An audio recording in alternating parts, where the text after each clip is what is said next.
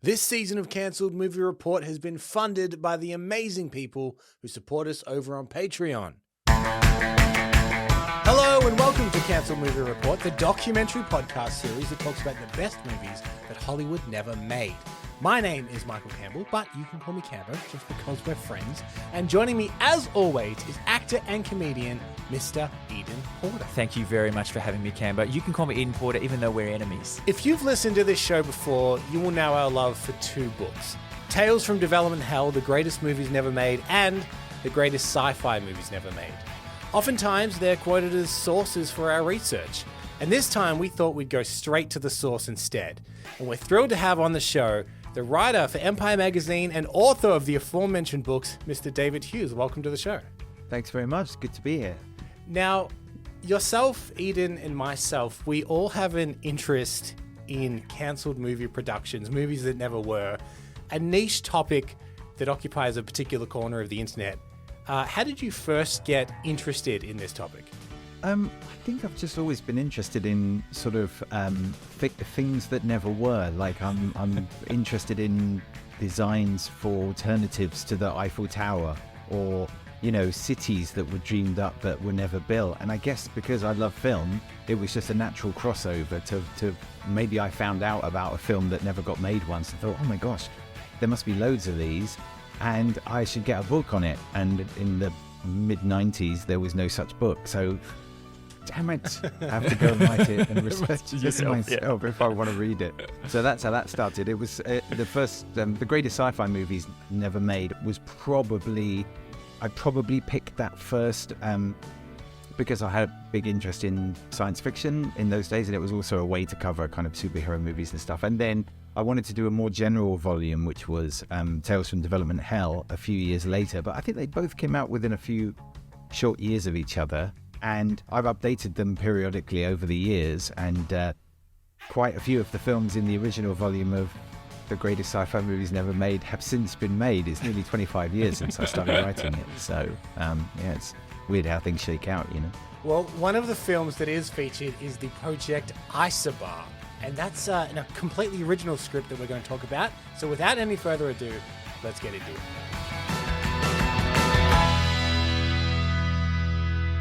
The film project ISOBAR is many things. A classic tale of Hollywood squabbling and producers running things into the ground. A star that wanted control of a project. An idea that ballooned from something else entirely. It serves almost perfectly as a cautionary tale of what can happen to a script that's put through the life cycle of the studio system. Almost to the point of satire. But before we talk about ISOBAR, we need to talk about another script. We need to answer the question, what the hell is Dead Reckoning? How many episodes are we doing here, Cambo? This could be a season in itself. But before we even get to what the hell is Dead Reckoning, let's set the scene.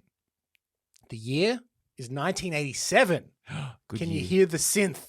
Can you see the rollerblading? So I'm 3 years old. You are 3 years old. Okay, cool. I'm taking my back to... This features something that we have covered on this show before.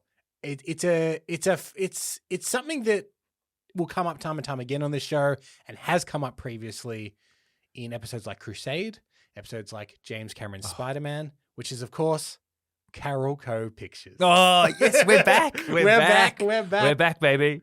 So Carol Co. Pictures, they're riding high. They've produced a couple of big hits.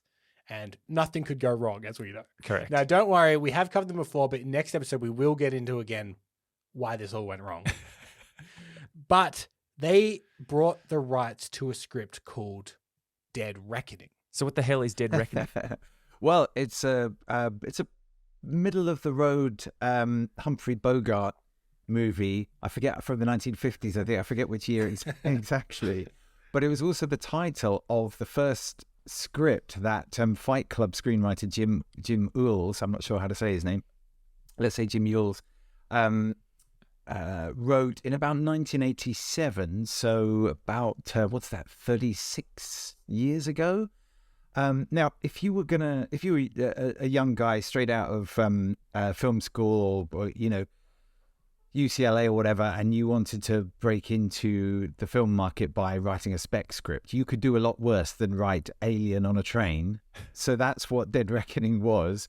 And I mean, this is like 1987, so it's in that kind of like, you know, Predator period where you know, you can have an Aliens 1986. So, you know, clearly those were the kind of influences, and I think that was a very commercially minded move on his part.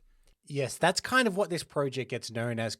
If you look it up online, is Alien on a Train. And this is right in our wheelhouse, Cambo. it is right at our We love wheelhouse. aliens and we love modes of public transport. They're the two things we love. And our friend, we don't even need to name it. Yeah, exactly. Friend of the podcast. Friend of the podcast. So this is why I think so many people have requested that this movie be covered on our show. So, yeah, that's what this was, a spec script called Dead Reckoning that was Aliens on a Train, or Alien on a Train, set in futuristic LA. And it was written on spec by Jim Mules. So Carol Coe... Hang on, there's another Jim. There's another Jim. Is this going to get confusing? We don't know that Jim, though. He's not a friend of the podcast. No. He's not our mate Jim. He's an acquaintance at best. So this was brought by Carol Coe, who were riding high, by the way, off hits like Total Recall and RoboCop at this time. Huge. But genre films, absolutely in their warehouse. To a T. So Carol Coe brought on board the producer Joel Silver. Obviously, huge producer in Hollywood. Yeah. Produced Die Hard, for God's sakes. Hi, Silver. Also, Hi, Silver. Also, like at the top of his game at this point, hottest producer in Hollywood. Here's something I find really funny. He liked the script, but he was dead set on a different name for the script. Well, Joel Silver had he had a title that he liked called ISOBAR, and Joel Silver is one of these guys who likes to attach things to it doesn't matter which project. If he's got a thing that he likes, like he likes Leonardo da Vinci, and he wanted to do a sort of Leonardo da Vinci caper thing in like a Die Hard movie or a, you know, one of the other movies that he worked on with Stephen D'Souza. And Stephen D'Souza kept saying, you can't put like this sort of semi-supernatural all of this in like with John McClane. It doesn't make any sense. And then of course Hudson Hawk came along, and Stephen D'Souza, who wrote some of the early drafts of that, said, well, this is the one that you do Da Vinci with, and of course the rest is movie masterpiece, you know. So I'm not knocking Hudson Hawk, actually. So do I. I actually about it at the moment. So so basically Joel Silver had this title called ISOBAR, which he had I guess he had it from a script that he'd read by Jerry Cunningham, which was about a mutant pro wrestler in the future who's going to potentially be played by Arnold Schwarzenegger. Right. So Joel Silver calls Jerry Cunningham and says, "Oh, can I have the title of your script? And you know, I want to use it on this other thing." And Jerry's like, "I guess, okay, sure, Joel." You know, the most powerful producer in Hollywood at that point. You don't really want to turn him down. But in the meantime, in the in-between time, before it became ISOBAR, when it still had the title Dead Reckoning, there was that period when Ridley Scott was sort of came aboard what was kind of working titled The Train. Right. And obviously in the book that allowed me to make lots of puns about, you know, climbing aboard and, you know, then he disembarked from the train in 19... No, I didn't do that at all. Kicking myself now. And he brought on production designer H.R. Giger, with whom he had worked successfully on Alien and unsuccessfully on the prototype of Dune. Yeah. Now Giger is one of those guys who, if you give him an idea, he kind of takes it and runs with it. So he ended up like building a giant train in his backyard. Oh my God. And before they'd done any contracts or anything, because he was kind of excited, you know, I interviewed Giger about this. In fact, he ended up doing the introduction to my book, which was mostly complaining about the terrible time. Now, there's video footage of this train in his backyard, is there not? There is, yeah. And also, he ended up using a bit of the train as a dream sequence in Species. I think you're right. There was just there's footage that he probably filmed himself and then sent to to Ridley, who by that stage had forgotten that he was ever attached to this thing. Bless him, because he had so many projects on the go at the time. There's a section in your book where you talk about the fact that at one point Ridley Scott was no longer involved, but just forgot to inform poor Giger, who just continued to work for months on end on these projects. But that's so normal. I mean, you probably know the story about Alex North finding out that his score for 2001: A Space Odyssey hadn't been used when he went to the premiere. I mean, you know, you just, I know it sounds terrible. It sounds like all these guys are sociopaths, but actually, you know, they've been ghosted. I mean, they're ghosting their co-creators. It's so mad. And of course, you know, now until today, you do lots and lots and lots of work unpaid. While you're figuring out whether or not you're going to sort of actually, you know, get onto the project. Now, the other thing was that I want to stress that's related to more than just this project and something that we often forget is that these films are made or not made. They're not made or not made in a vacuum. There's all sorts of other stuff going on at the time, and one of the things I try and do when I'm doing the books or a story about a film that never got made is look at what else was happening at the time. Now, you remember that Ridley Scott at that point was coming off Someone to Watch Over Me, which hadn't been terribly successful, Legend, which hadn't been terribly successful. I guess you could say just it's only a few years before that he made Blade Runner, which was not terribly successful, even though obviously, you know, it's now seen as a classic. So I think, you know, his idea of getting back onto a kind of a sci-fi project, it probably seemed like one of the things that he should consider. So I can kind of see why he was interested in doing this, because there was already something in that project that's quite attractive. So now he did mention someone there, Eden, Steven D'Souza, who is the screenwriter of Die Hard. Yeah. And a Joel Silver guy.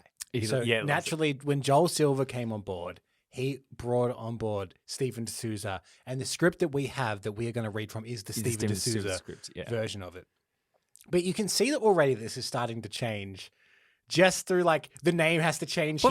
What is ISOBAR? Because it doesn't jump off the screen. It doesn't, but it is explained within the movie, but that is a... Is it explained by saying, I read this on another movie and I really liked it, well, and I stole the reason they have to explain it is because Joel Silver wanted it. So they have to write great. Exactly. I do. There was a funny quote from Giger in your book, David, which is he said, because he was never formally hired. He said, I never got engaged and I never got paid. Something to live by. Yes. But this is something that I was excited for, because if you read on the internet, everyone says, oh, ISOBAR, Ridley Scott movie, and it was going to be Alien on a train. But I don't think that is the movie that this would have been. So I want to dissect what it actually would have been. And it starts to evolve even further when Sylvester Stallone comes on board. He was going to be the star of ISOBAR. And he was very keen to make this, but he was also clear that he didn't want it to be sci-fi Rambo. And he wanted it to be a movie that had more environmental themes. And in fact, we've got a clip from him. We got this from the Eyes on Film Twitter thread. We've got a clip of Sylvester talking at the Cannes Film Festival about this film that's about to go into production. And this is what he said about it. Well, let's start with the film you've come down here to publish. That's Dead Reckoning. That's not even written yet, is it? No, and that's just a substitute title. But what that'll be is, I think, a very fascinating film that'll deal with the future shock of ecology. Because God knows the way we're heading, we need something to really heighten the awareness. In other words, it's a green movie. Oh, yeah, I think so. Yeah, because you have a very apocalyptic view of the future 10 years hence, don't you? Yes, because, God, I mean, I hate the way that people are misled and down a primrose path that it'll all be okay. It won't. I mean, at the rate it's going, things are just irreversible. The fact that animals are becoming extinct at an alarming rate. Extinct, over, finished, there is no more. Well, we can also go the way of the dinosaur. It doesn't take much. The balance is very, very, very delicate. We're a delicate organism. Wow. So I had no idea. He's got some passion about How long ago was that? That was from, I believe, either 89 or 90. The script that is long ago. dated 1990.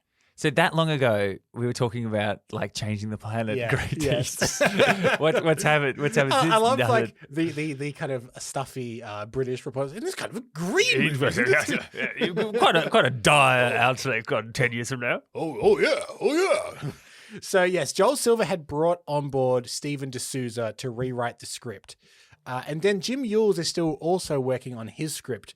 And all while this is happening, Ridley Scott has left the project at this point, but there were some other people joining the project. Got to remember that before Stephen D'Souza was even involved, they had, I think Joel had got Roland Emmerich interested as a potential director for this.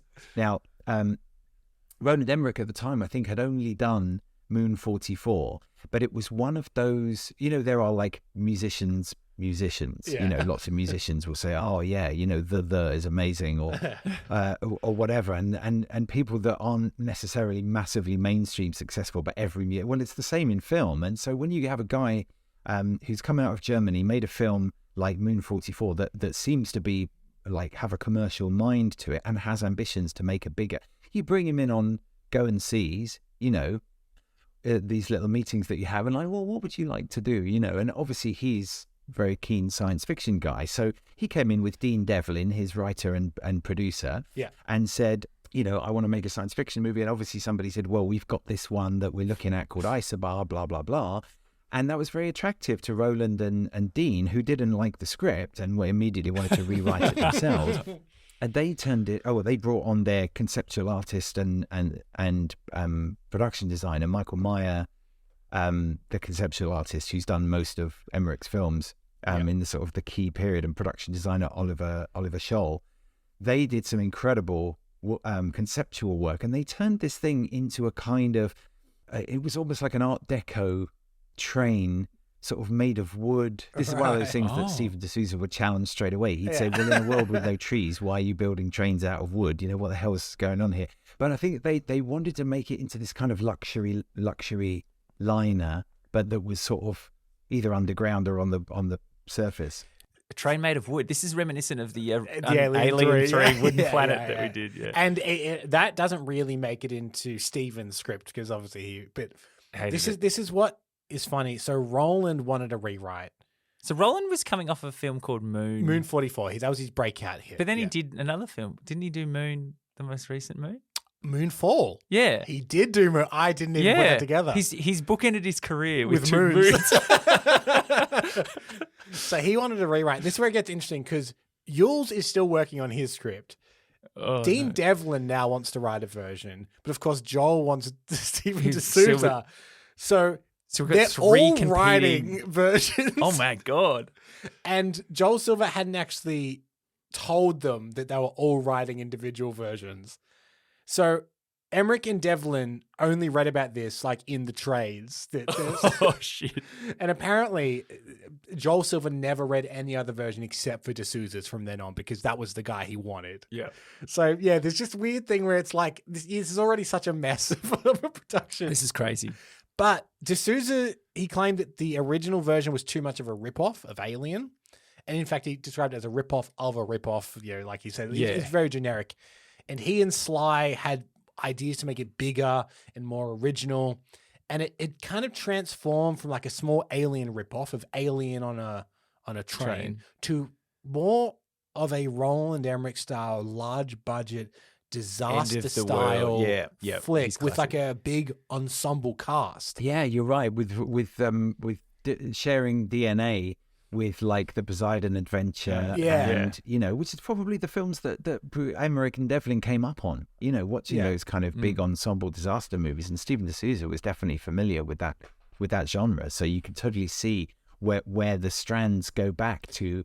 But this is the film that we're about to get into. Are you getting a picture of it now? How are you picturing it at the moment? So now we're moving away from Alien on a Train. Yeah, the crux of it is still Alien on a Train. But now we've got environmental stuff. We've got the world's post-apocalyptic ending, and it sounds like the scale's gone up quite a lot. It has, big.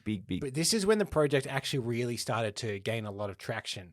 So This time, obviously, Giger had left, but they brought on board to design this new creature, Rick Baker, famous from Werewolf in London. Oh, yes. Like famous creature creator, did all the Men in Black movies. Oh, great. Like Rick Baker was designing this creature. There's some concept of the creature that is leaked online. You'll find it on our socials that we'll post. The creature. The creature that had been designed. Does it look anything like Jean-Claude Van Damme in a pink prawn costume? Funnily enough, yes.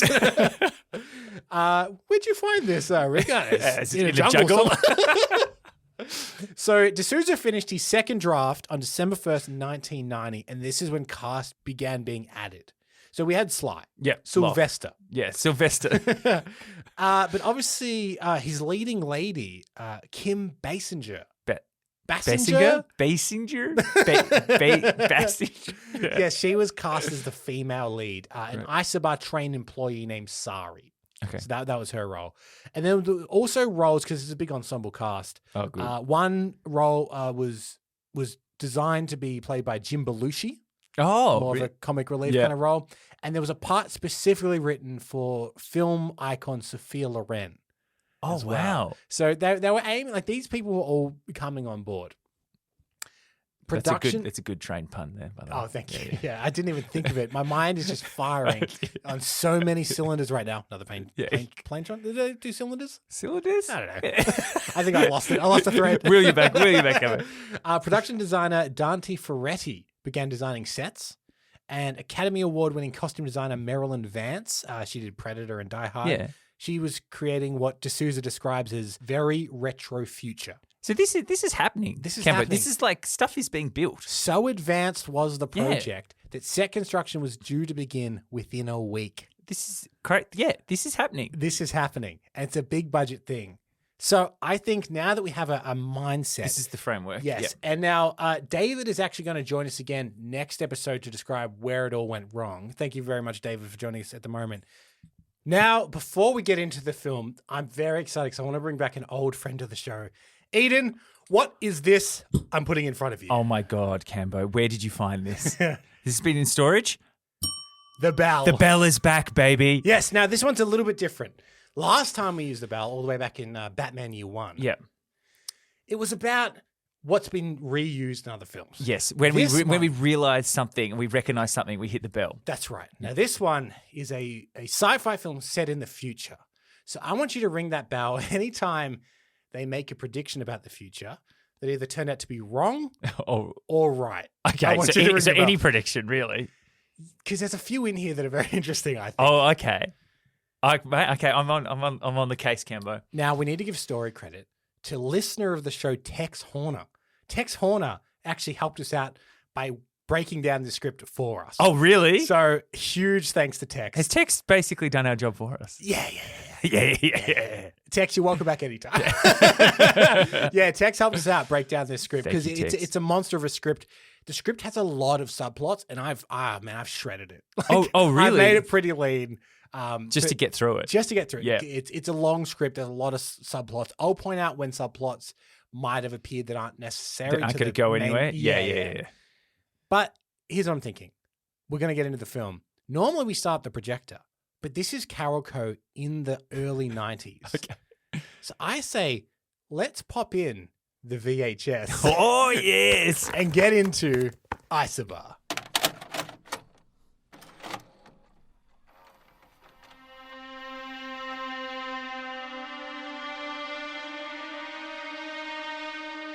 We see a beautiful vista of downtown LA. But as the camera moves back, it's revealed to be an old billboard. The LA we see before us is but a shadow of its former self. This is how it's described in the script. Now, the horrible reality intrudes as the camera pans to a strange desert. Between rocks and dunes, we see a tantalizing glimpse of a buried civilization. Gusts of wind drive black rain and spirals of sand in crazy patterns. And moving amidst them are two figures, suddenly visible in a crash of purple lightning.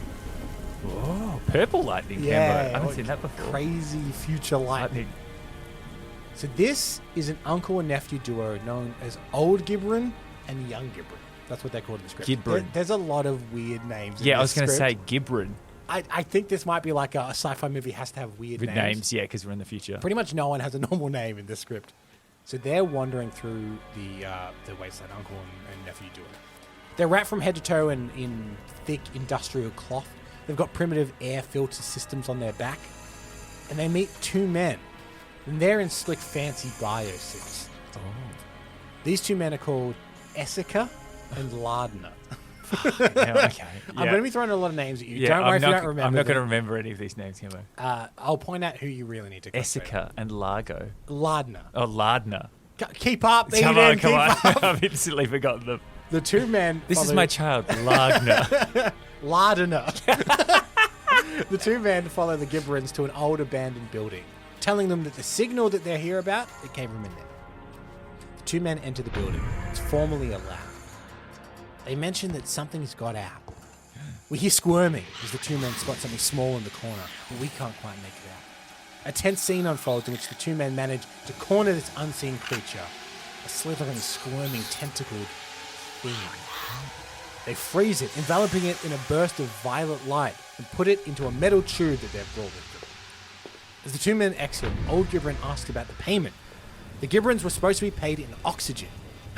Essica takes out his pistol and shoots him in the head. Oh, what? Classic villain move. That is huge villain move. Young GIBRAN, shocked, he makes a break for it as the gunfire kind of follows him. The two men, Essica So and- I don't need to remember the name GIBRAN then. you need to remember young GIBRAN. Oh, damn it. The two men enter a shuttle at a rail station, hook up their canisters to the life support system, and remove their masks. And they start to head back underground with their new containment tube. So on top of the world, it's like toxic up there. Yeah. And they're not supposed to be. Is this a future prediction, Cambo? your hands hovering over it's the hot, bell. yeah. Leave it just Okay. a second. I will just shout out this script. Obviously, we have our scene recreations like we always do, but this script has a lot of setup. So you're going to have to forgive me setting a lot of this up before we get there. Okay. I forgive you, Cambo. Young GIBRAN, he actually manages to slip into a vent next to the old train station, and he escapes down underground Jared too. as well. Okay. As the shuttle moves down towards distant lights, we see it. The Los Angeles of the future. And the year 2016. Oh, yeah, go on. So this is 2016, Yes. and we've got what, an underground LA. LA network. Underground, Okay. the world. 2016. Wow, what was I doing? Pretty much exactly what I was doing pre-COVID, really. Yeah, yeah. Okay, that's the heady, distant future of 2016. Love it. The world will be gone by Love it. 2016. The entire city of LA is now moved underground. Floating sidewalks carry pedestrians while the roof Floating above... sidewalks. Yeah, they're like on these, okay. they're kind of like ledged sidewalks all up the walls. Yep. The roof above the city houses giant air purifiers, and they're furiously pumping away. And the camera pulls back to see the entire city. It's a grand sweeping shot. New Los Angeles train station. It's both retro and futuristic all in one. Oh. We see a map of the world with a connecting dotted line between each country. And above it, we see the word ISOBAR. Oh. It's an acronym, ISOBAR. Intercontinental Superconductor Oscillomagnetic Ballistic Railroad. Well, if that isn't a load of horseshit. Let me tell you this. That doesn't spell ISOBAR. That's the first problem. Spell it out with me. ISOBAR. Yeah. Now, intercontinental, Yep. I, superconductor, S. oscillomagnetic, O. ballistic, B. railroad. What, Missing so a letter. They give up the That A. spells ISOBAR. Are you kidding? No, I'm not kidding. It doesn't spell ISOBAR. They really dropped the ball. With this They're naming clearly convention. going, well, ballistic is B and A, I guess. No, you really. That's the coward's copped out. move. Yeah, that is the coward's way out. So this is a super fast train system that travels between countries. Though they do mention that Canada and Mexico, they're actually now part of the US in this map. So Canada and Mexico. Oh, yeah, okay. they've all merged into Oh. one. And it's the US. It's the US, baby. What's that other film? Oh, I'm thinking of Godzilla versus Kong, where they have the underground. Oh, yeah, and they yeah. connect everyone up Yeah, through the yeah. world. Yeah, through that. So a brand new train is being showed to us. This is the New Lay. Think of it as part international cruise ship and part bullet train. Yep. Essentially, think Snowpiercer. Snowpiercer, yeah, I was going to say that's it's the Snowpiercer train. It's a Snowpiercer. Now, we have been sent some concept art for this train that we have been told is not for public consumption. Some of it has leaked online, and if anything was available online, we will share it on our socials. But we can't share the concept art. But I thought maybe we can describe a little bit about how this train looks. Let's have a look. So this is the concept design that was done for Roland Emmerich. And it's got a very, like, retro future is very much the style of it. It's kind of Art Deco. Oh, yeah. It's sort of Metropolis-esque. Metropolis is the word I kept coming to as well. Yeah. A lot of, like, big gold, like trims and very ornate carvings. And it, honestly, looks great. It does look I really wish I had seen it. I wish I had seen it. Again, we will share what we can. But every now and then we might refer to some of this concept art. So there are reporters and photographers flocking to take pictures of the map and the train. And we learned that the train is about to make a big first. The first non-stop trip to Europe. On board will be all manner of important people, celebrities, and everyday folk. So kind of think like Titanic. Yep. You've got a mixing of all kinds of classes. The upper class. Exactly. First class. Yeah. GIBRAN bursts forth from the luggage cart and he disappears into the bustling crowd 3 stories down into wall-to-wall people. Like, there's just so Would you many call people. it like a massive humanity? Just all sort of Pretty crunched much, in- yeah. And everyone's come to see this train take off. Yeah. It's here that we meet our cast of colourful characters that we're going to meet along the journey on the train. So first of all, we meet SARI McCoy, Kim. Yeah. She's the purser of the New Lay for this inaugural long-distance run. And she's introduced... What's a purser? Like a flight attendant, like head of the staff for the train. So she takes care of all Is that the a future word, or is that a word that I just don't know? I think a person's a thing. Okay. She's introduced with a lot of emphasis on her stockings and her long legs. Now, there is reason for this, but it is a little bit creepy. Unless she uses her long legs to get them out of a jail or something. More the stockings, in fact. Oh, okay. She's described as athletically built with a prickly character. Don't you love it in like the 90s when men would just describe women? It's like prickly. But athletic. Yeah, always athletic. Demure. Yeah. She's accompanied by a junior officer and a rugged bodyguard named Hook. Hang on. Hook. Say that again? Hook. One more time. It sounds like a Scottish person saying hook, doesn't it? Hook. Put on the hook. Hook. Hook. Okay. We also meet Essica and Lardner, who we met earlier. They're the bad guys. Don't worry, I've memorized their names. Dr. Wainscott. Probably the most normal name so far, okay. Wainscott. He's a bit of a swami character, kind of a stiff British upper guy. Yes. He looks down on people. Nothing can sink this train. Yes. There are 2 suspicious doctors, Scanlon and Ruby. Okay. I like it. I could just imagine the camera sort of panning across all the past. Yeah, that's kind of what it is. Yeah. The soul sequences. You start to meet them all one by one. Yeah, that's good. So Scanlon and Ruby are overseeing a 12-foot hyperbolic chamber. It's being gently guided from the platform to a medical bay on the train, and there's a life support system blinking. Oh, there's away. someone inside it. Or something. Oh. There's a rich arsehole, Reggie Rossiter, 50. This is, best as I can tell, probably who Jim Belushi was going to play. If I had to guess. Is this like? Yeah, he's kind of like he's a self-made billionaire type. But he's kind of like a bit of a selfish, bumbling idiot. Bumbling idiot, yeah. And he's also introduced with his long-legged 25-year-old girlfriend. Again with the legs. Debbie. And Debbie, she's excited because when they arrive in London, they're going to meet King Charles and Queen Di. No way. Are you kidding me? No. Shouted out in the script that she can't wait in 2016 to meet King Charles and Queen Di. Oh my God, Camo. This is taking a turn. Yeah. This is what did we say? 87? This script is from 1990. Oh, this is the Dead 97. Reckoning was 87. Yeah, this is 1990. Oh wow. Mm-hmm. I mean, obviously we all know that Princess Di passed away a couple of years after this, but also the Queen would not be dead by 2016. Well, that's a bold call in itself. No, it's not, because she was so old. Like, She's been so old for forever. You would think that there was a chance yeah. that in what would this have been, like 26 years? Yeah, she'll be dead But in 26 yeah, years. she's probably dead. Nah. That's amazing. She kept a couple of years after this. We also meet Corbold. He's an international security guy. And Corbold, what do you think of that name, by the way? Corbold. Corbold. K-O-R-B-A-L-D. K, I would not have guessed K. I would have gone with C. Like Kobold. Yeah, Corbold. So he's introduced by, he's talking about the theft of expensive luggage recently. And he actually asks Reggie and Debbie whether he can tag their bags. And he actually uses an object that's very similar to an air tag. Oh, really? Yeah, where you can essentially find he's this stuff. like this will help track your bag. Yeah, this is, so like, basically that's happened. They've invented the air tag, yeah. Fuck, man, this film it's blowing my mind. So he dots their luggage with a bright red dot, and he scans their tickets. He kind of like, he says, let me take your tickets. Here are some new ones with your tracking and whatnot.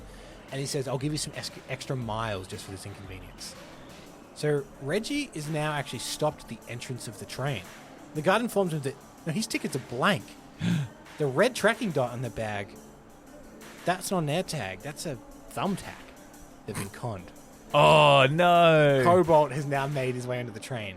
The conductor cannot allow these guys on the train. And with every cliched asshole move, Reggie purchases fresh tickets, but it's a lower economy on the train. Oh, no. But he pushes their way. They finally got on the train, but they're not happy about it.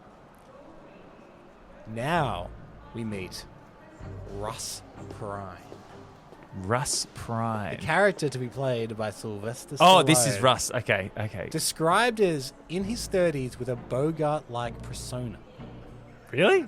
I would not describe Sylvester Stallone as a Bogart-like Also, persona. I Googled, in 1990, Sylvester Stallone was 45. But yes, think like long trench coat, like hat on. He's like, they're doing the old school Play it Bogart again, style. Yeah. PRINE steps into a video call booth. He's speaking to an executive, L.L. Dupree.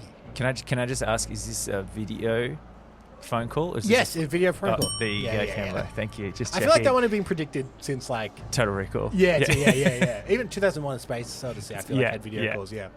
So he's speaking to an executive, L.L. Dupree. PRINE's suitcase is full of spy gear, fake ID, voice modulator. Dupree explains the stakes that are at hand.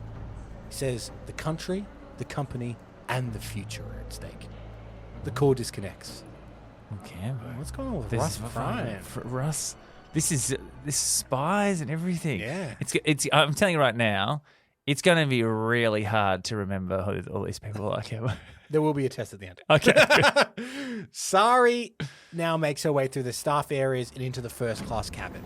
And she actually interrupts PRINE, who's at the bar attempting to grease the palm of the barman to serve him before the train actually leaves the station.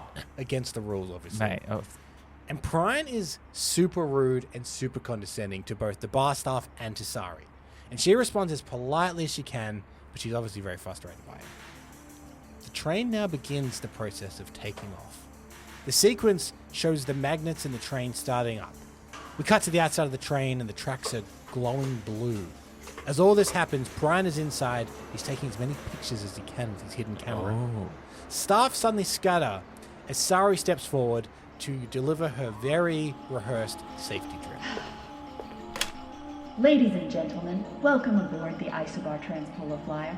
Today's trip marks the first non-stop connection to Europe since the end of jet travel almost 20 years ago. Many of you have taken domestic maglev trains, and you will find this one very similar. In the event of an emergency, the cabin alarm will sound. Oh, I should have brought my earplugs. In various parts of the train, the same speech is being delivered. Gosh, I should have worn earplugs. If you hear this sound, return to your seat and put on your seatbelts. Now, our main safety feature is the survival pod. These will automatically deploy in the case of a subsonic collision or other accident. 10, 9, 8, 7, 6. When you hear that countdown, keep your arms and legs close to your body to avoid injury when the pod closes. Like this. When the train stops and is secure, the pod will open and you may exit.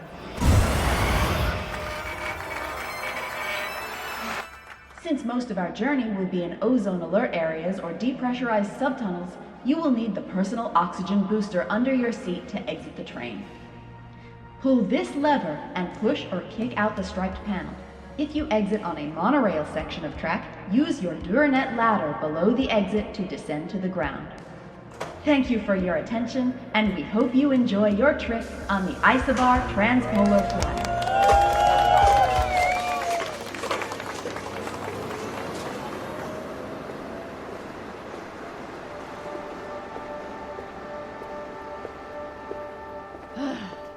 Excuse me.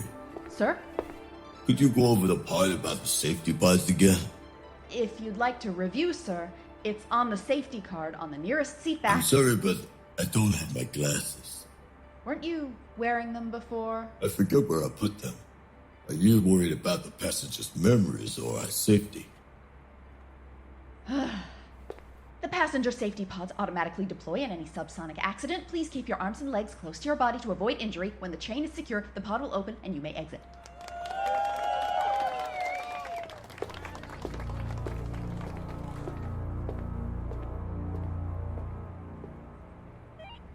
Entry of 1, 8th of August, underway 5 minutes 12 seconds behind schedule. Person McCoy SARI ID 1134-A displays fluctuating interpersonal skills. So they've introduced Russ as the most annoying character.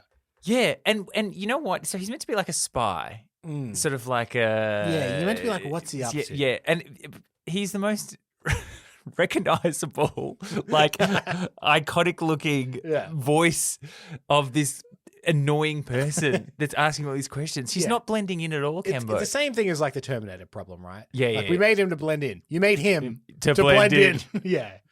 But yes, he is continually bugging the staff. He's always annoying them. He's taking pictures and no one quite knows what he's up to. So the train now rises 3 feet above the track. Oh. And the train begins to move forward. The entire bottom of it is a series of moving and rotating curved magnetic plates.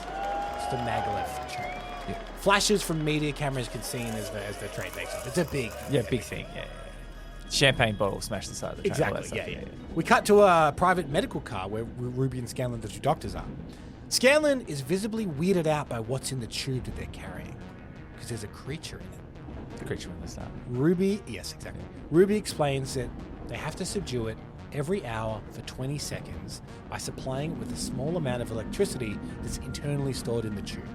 It's simple. What could go wrong, Cambo? Through frosted glass, we can see the creature is a little bit larger than it was before. A fresh pod forming off one of the ends of it. A rudimentary face and limbs are beginning to form. Oh. Ruby flicks the switch as the lights on the train flicker and the creature lets out a wail as it's subdued. The creature's mouth opens in pain as it receives the shock, and then it goes limp. Its body begins to split, and a new growth begins to come from it. Scanlan is visibly uncomfortable and grossed out by the whole thing. We also see outside Essica and Lardner. They see that the lights are flickering and they think, right on time. Yeah, good. Okay. So that's what they're doing every hour for 20 seconds. They need to subdue this thing with electric shock. It's a good theatrical device to have that something has to happen, and like if there's a power outage or something like if that, something or goes someone wrong and gets they knocked can't do out. it. Yeah, it's good. So we actually follow Scanlan into the first class cabin. Many first class passengers, including PRINE and Corbold, they're kind of gossiping about like, what is this tube that's in one of the cars? And do you know how much it must cost to hire an entire private first class cabin just for this thing? Rumors are swirling. Maybe it's a sheik that's waiting for a heart transplant. Or maybe it's actually Michael Jackson and he's off to Europe for some youth treatment. What youth treatment? Yeah. Michael Jackson. What year are we? 2016. Yeah. So He's gone. He's gone. He's he's gone. gone by that Yeah. point. Yeah. Oh man, he needs a hell of a lot of youth treatment at Yeah. this point, I think, or maybe a little less. Yeah. Scanlan, he exits, and Corbold actually follows him now. Because remember, he's up to no. He snuck onto this train. He's up to no good, Yeah. Cambo. Another argument is now seen between PRINE and SARI. This time it's about his meal and the distinct lack of options. PRINE continues to poke at SARI, and SARI continues to act defensively but politely. With much concentration, SARI agrees to fix his meal, and as she leaves, PRINE takes even more voice notes about the encounter, ending his recordings by commenting on her ass. Come on. Yeah. He continues to complain throughout the first act of the movie, essentially. Really? So why are we liking this character? It'll come clear. Okay. Everything from the hyperallergenic pillows to the color of the pantyhose that she's wearing. Again with the pantyhose. Truly odd and disruptive behavior. We learn a little more about GIBRAN as well. This is one of the subplots I've mainly cut, apart from some information you need to know. Yeah. He actually bonds with another younger passenger called Lisa. That's a pretty normal name, Cameron. Yeah, subplot about her being one of the few fertile women that's left in the world. So she's very valuable and she's being transported across to make sure that they can harvest eggs. And Oh, so this is a Children of Man a little bit situation. Children of Man. Yeah, a little bit Children of Man. I've mainly dropped that plot because it's kind of not actually that. It works for the theme of the world, but not the actual plot. But we learn a little bit about the history of the Bedouins, which is what GIBRAN is. They live outside of the safe bubbles in the New World. He explains that his family are from a long line of Bedouins, and himself, he's actually the owner of Burbank. So he's just claimed it as his own. Yeah. Great. And he explains to Lisa that he has followed his uncle's murderers onto this train, along with something even more sinister. Lisa's intrigued by him, and throughout the film, he's just continually like crawling through ducts and stuff in the train, like sneaking around. Like Newt. Like Newt, yeah. Okay. Like Newt. We're back in the medical car. Scanlon returns to Ruby with some lunch, and they sit down behind the hulking storage tub and they flick the switch. The hour is up, and it's time to subdue the creature. But suddenly, Cobalt enters the car unseen. He hears the wailing from the creature. He wipes the frost from the glass and he sees the creature and he gasps, backing away, straight into the arms of Scanlon, who he didn't see sneaking up on him, and a big fight begins. This guy's snuck into this car and he's not meant to be there. Ruby looks at the screen of the timer of the bursting lightning. It's ticking away, 23 seconds, 24 seconds. Scanlon plunges a knife deep into Cobalt's chest. What? Cobalt lets out a scream and drops. We cut now directly to an after-dinner show. See, they have famous entertainers on this train putting on a show. But interestingly, how they're performing isn't in person. They're holograms. Mate, this is Coachella. This is Coachella. This is Coachella Tupac. in the flesh. Yeah. This is Tupac. So this hologram show is of Elvis, Marilyn Monroe, and Judy Garland. Now Tex has actually added. What a show. Yeah, Tex has actually added a note to his story outline. Okay. He says, "What a weird selection of dead celebrities to choose. There are a minimum 2,000 other celebrities I would have chosen before I hit Judy Garland." Yeah, I know, that is weird. Yeah. But yeah, hologram performers are in this This movie. is great. They knew what was coming. Kevin. Yeah. So we're back to the medical car, and Scanlon and Ruby, they're standing over the dead body of Cobalt. Scanlon, he looks around the hallways. They're empty. He begins to drag the body towards a different carriage. And as he leaves, Ruby has a sudden realization. The switch, it remains flicked. The printout tells her that the creature's been getting shocked for 3 minutes and counting. Oh. She gasps, lunges for the switch, but it's too late. The chamber is opening. The creature has grown. It's getting out. What? Just because they left it on? It's grown and grown and grown. Because of the electricity? Yeah. I thought the electricity was to subdue it, Cambo, not to make it stronger. I wouldn't dig too deep into the logic of this script. Okay, I'm going off track here. But the creature is now out. We see the first class dining. Can you just... Is there any description? I've just got this amorphous sort of shape.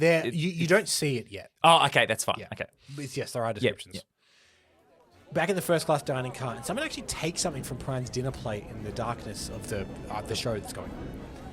Prine, he sees this person and he kind of follows them through the first class cabins into the luggage car.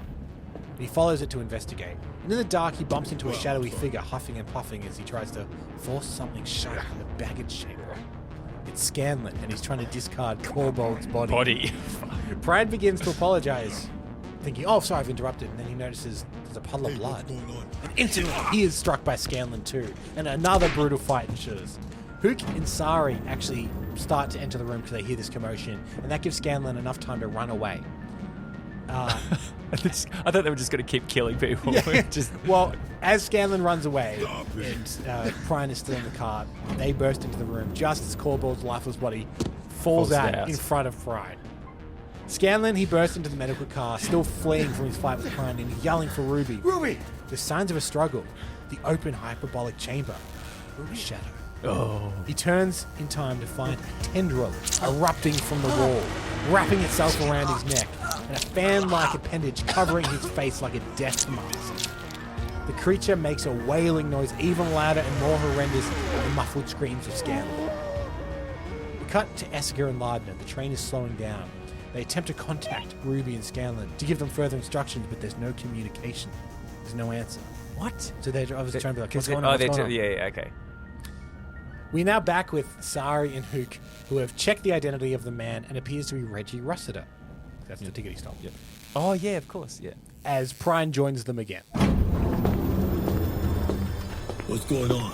The train. Without you. We're making an unscheduled stop in Salt Lake. That's where the late Mr. Reggie Rossiter gets put on ice, and where you get charged with murder, assault, credit fraud, and theft. I don't think so. I'll just call my lawyers. You know how big ISOBAR is? Our lawyers can lick your lawyers. My lawyers are your lawyers.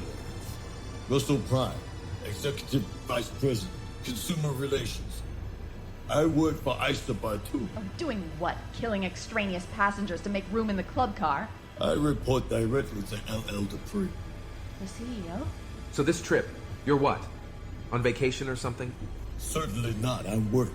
You're telling me ISOBAR Lines pays you to ride first class and make a royal pain in the ass out of yourself? Yeah, that's pretty much it. We cut now. PRINE is in a small video booth talking to LL Dupree. Question the passengers, delay the inaugural run to London. The other lines will love that, PRINE, and so will the stockholders. But I'm not worried. I know how well you perform under pressure. So you're going to solve this in 30 seconds or you're fired. 30 seconds? 25 now. Feel inspired yet? The train can't stay here. Absolutely. Definitely can't stay. Hold that thought and I'll hold the count. 20 seconds. We have a schedule to keep. Our reputation, huh? The reputation of the American people, workers welding the train, heads across the sea of international. This is big, giant, bigger than any one individual, that guy. You've sold me, PRINE. Now sell it to the Mormon Mafia and get my train to London. In the meantime, consider your termination. On hold. Thank you, Mr. Dupree. You won't regret. I'm hyperventilating. Biofeedback. Biofeedback. Back on the train platform, reporters everywhere as PRINE pushes his way back through. You can't pull the passengers off this train. There's 450 people aboard. 449. I don't give a rat's ass about your precious schedule. Excuse me, officer. Russ PRINE, Executive VP, Consumer Relations, ISOBAR Lines. Captain Noah Young, Salt Lake City PD. You her boss? No. Yes. There's more here than just a schedule, Captain. This train is a symbol of American perseverance. The first non-stop trip to Europe since the jets were grounded. The whole world is watching. This could be the first step in this nation's climb back up to the summit of international status and respect. Japan and Europe had enough headlines. Tomorrow, I want the world to say, America's back! Not America didn't show up.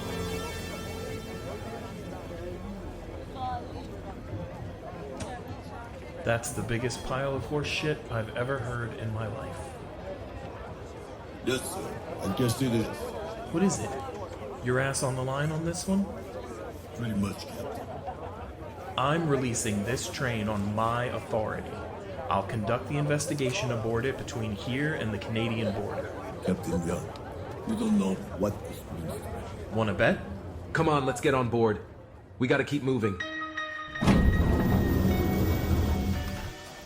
So you followed this stowaway and he attacked you? Alleged stowaway. If one were really aboard, it would be a serious violation of ISOBAR policy. That makes a total of 8 this trip. I don't think a stowaway jumped me. He looked like a wiry kid. No, the man who jumped me was bigger than me, 200 pounds, I think. I think brown hair. It was pretty dark back there. There's about 5 men in first class that fit that description. They were all ID'd when they bought tickets. I'll check the computer. Hey, is Michael Jackson really on board? Here we go. These two are in the club car, so you can eliminate them. That rules out Tony and Essiker. I assume you can vouch for him?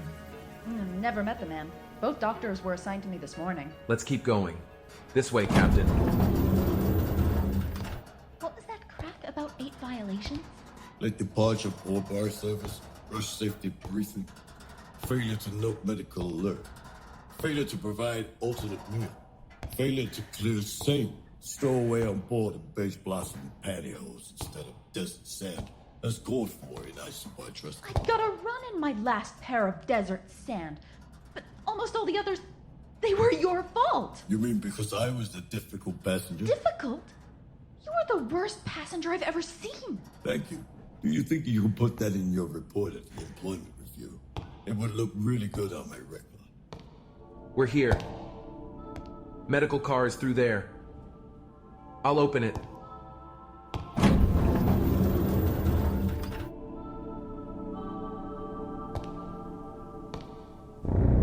Dr. Scanlon? Hello? Looks like a hell of a fight here.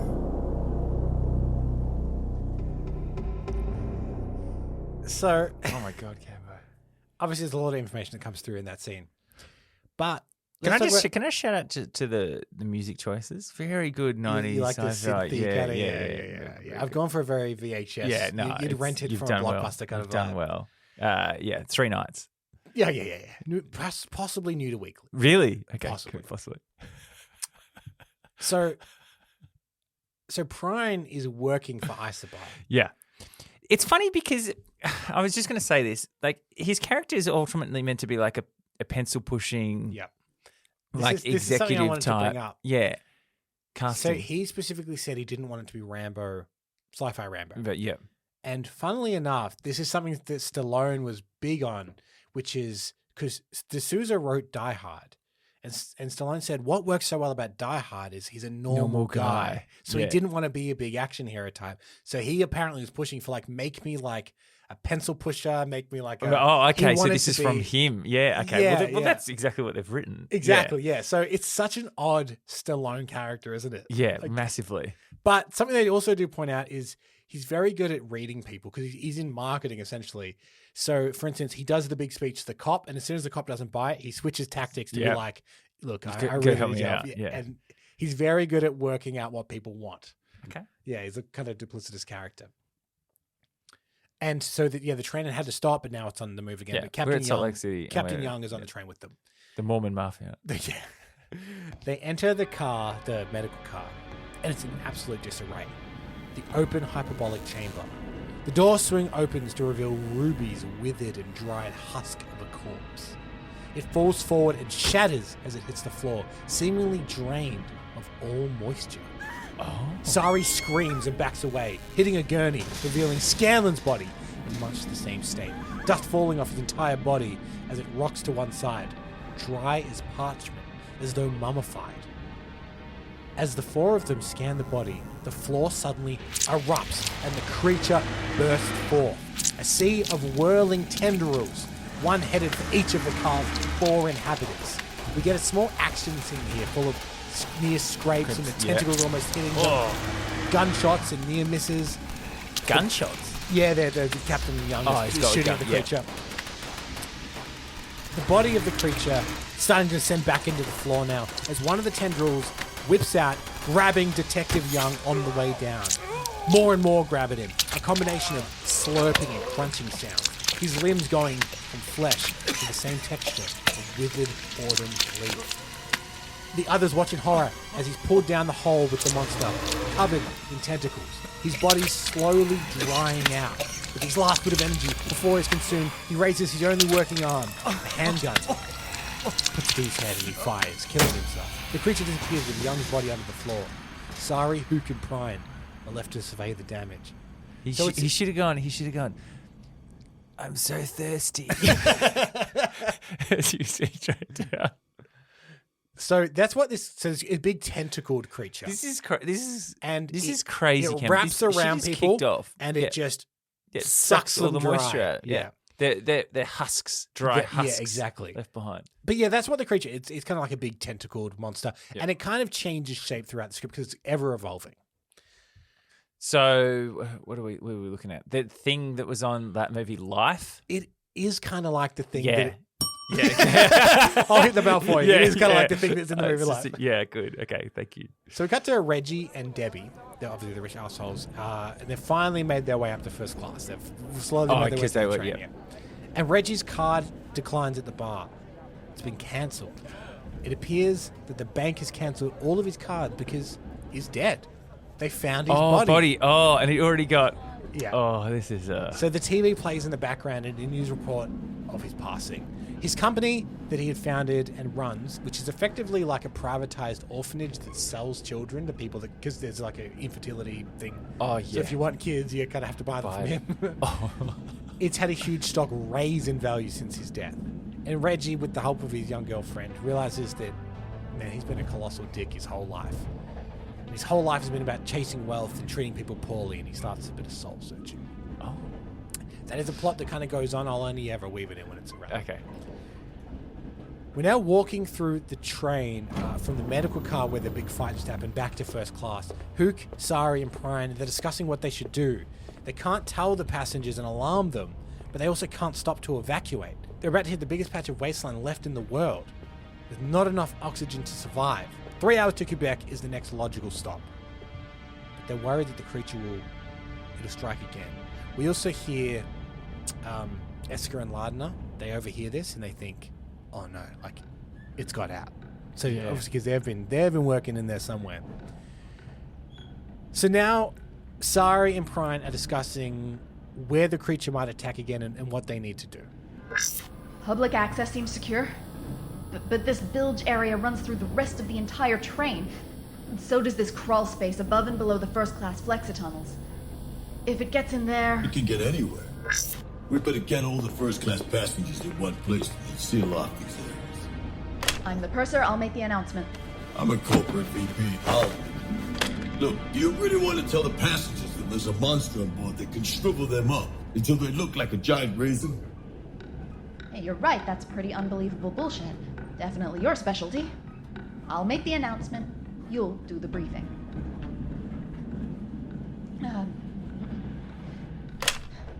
Attention, all passengers and crew, attention. An emergency situation has arisen aboard the Transpolar Flyer. Although there is no immediate danger, we request that all first-class passengers proceed forward to the club in observation cars. You may bring one piece of hand luggage. Public access passengers are to stay in their compartment until further notice. ISOBAR personnel will give you further instructions when you arrive.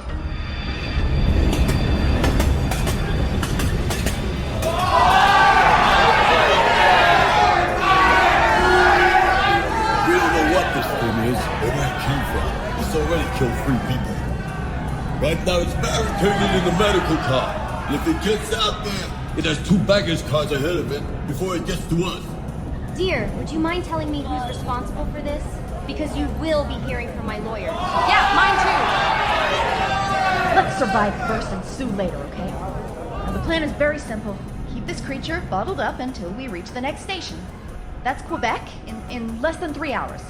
The authorities will take over from there. We don't know if this thing's smart enough to figure out how to move around the train. So we're gonna post guards at every crawl space and access hatchway just in case. Our only security officer is watching the medical car, so we're gonna need some volunteers. So this is where our characters start to all connect. Yeah. Because obviously Reggie, he's been soul searching, so he goes, you know what? I'm gonna help. Oh. And there's various other characters like the Sophia Loren style old movie star character. She says, "Oh, I'll help as well," and this is where all the storylines start to intersect. So it's interesting that they just told all the passengers, like that there's a monster on board killing people. It, like I mean, usually in a film they'd try and lie and be like, "Oh, we're just going to do this and stuff," but they want them to help. Yeah. So it's an interesting this idea that like together they'll be way more effective than if they're all separate. I cannot wait till it gets in the air ducts, and they've got a little thing that has a beeper that follows where it's in the room right now. Yeah. Good. Look up. Yeah. So, yeah, a group of people all volunteered. The main characters all been introduced to us. They all start volunteering. Suddenly, the roof ducks run. Oh. So people are scared. But suddenly, in swings Gibbran. Yeah, that's what I thought. And he is also eager to help. But if he's going to help, he needs to talk to PRINE and SARI first. They kind of scuttle off into one of the little hallways, and he begins to tell them something. The man you fought tonight was no friend of mine. You'll have to do better than that. We have the same enemies, I think. Though your worst one is you. We're not talking about me. Don't be so touchy, PRINE. I thought that last part was very insightful. And you are the same. You work hard to be strong and never use your strength, so your body consumes itself. Here. Gibran poked PRINE in the stomach. You are full of power and anger, but are forbidden to use either because you cater to fools. All you city people are the same. At least my people can take off our masks. Let's save the group therapy for later. Gibran notices some food. PRINE slides it towards him.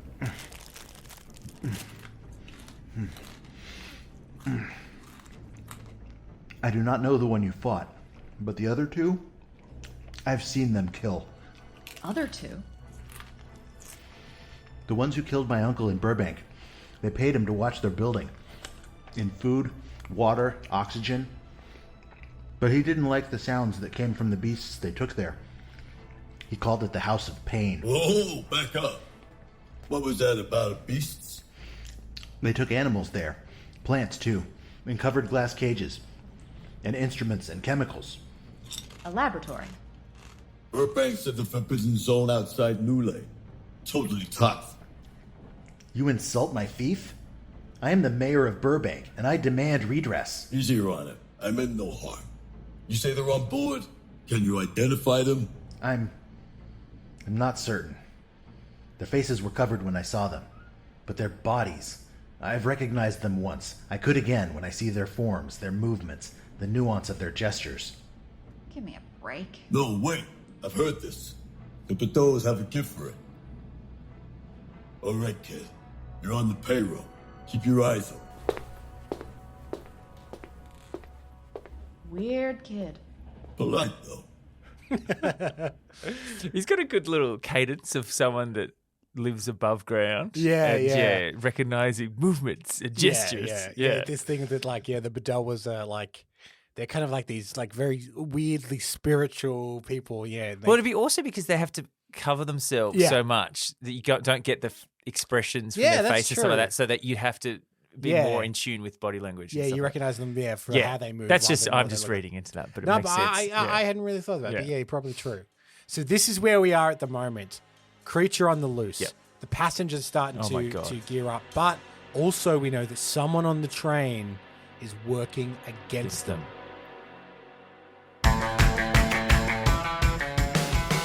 Well, we have come to the end of part 1 of our cancelled movie report on ISOBAR. We hope you enjoyed this episode, and we would love it if you could subscribe, be it on Apple Podcasts, Spotify, Google Podcasts, YouTube, or wherever you like to listen. That really helps us get discovered in the charts. It would also be terrific if you could leave us a 5-star rating, or most importantly of all, tell a friend. If you did want to leave a 5-star rating, even if you have an example of something that someone could say. Best movie pod going round. It's insightful and funny, and just incredibly professionally put together. We've never been funny in our lives. No, or incredibly professional. Always finish having felt like I've actually just watched these movies. Ooh. Definitely worth checking out and giving a run, though. Wow. That was from Fake Tex. Yes. How do we know that he's real? Well, you'll never know. This review is null and void. You'll never know. Fake Tex, you could say the opposite of what he feels. But thank you very much, Fake Tex. If you did want to support the show, you can also join us over on Patreon. We have a whole bonus podcast there all about the casting process, and we add people that were nearly cast in the movies back into those movies. It's a lot of fun. What do you think of the movie so far, and have we missed anything? We would love to hear from you. You can always get in touch with us via cancelledmovies@gmail.com or at cancelledmovies on all the socials. And if there's a cancelled movie project you've always wanted to hear about, just let us know. You can fill out a form in the episode description, and we may just give it the cancelled movie report treatment. David Hughes, we cannot thank you enough for joining us. Amazing. And we look forward to hearing from you next week about how this all went wrong. Thanks for having me. I'm Michael Campbell. I've hosted and edited this episode, and Eden Porter was my co-host too. Cheers, Cambo. We both produced the show. We also have to thank our amazing voice cast, which included Mark Sanders as Prine, Dani Siller as Sari, Jay Zadeh as GIBRAN, Michael Hahn as Captain Young. Make sure you're listening next week as we see what happens to the creature on the train. But if you need a little sneak peek, here's a preview. Tell him to speed up! Speed up? Are you insane? I know the train's spec. It's the only chance. Tell them. Ugh. The pencil pusher says to speed up. Shit. It might work. But until then,